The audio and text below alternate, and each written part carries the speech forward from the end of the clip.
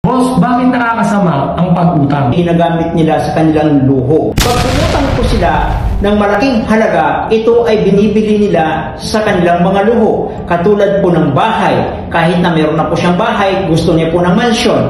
Kahit na may magandang sasakyan, bumibili ng mga luxury car para lang po ipakita sa karamihan ng tao na siya ay mayaman. Para lang mapasaya ang ibang tao. Hindi nila alam, kalaunan, pag ang kanilang utang at lumaki ang kanilang interes, pwede nila ito'y kamatay. Maraming nangungutang, pag lumaki ang kanilang interes at hindi nabayaran, sila po'y nagpapakamatay, nawawala sa sarili. Pati sarili po nila, kaya po nilang ibenta sa maling pamamaraan. Ngayon ko lang aminin, Dop, na sinubukan ko rin magbenta ng katawan. Kailangan mong umutang. Ang pag-utang po ay dalawang bagay. Pwede mo ikasira, pwede mo ikabuti. Pag ikaw po'y umutang, ikaw po'y magnegosyo. Invest mo ito sa mga negosyo para po palagoy ng ating negosyo. Anong sample ng mga negosyo na pwede natin pasukan?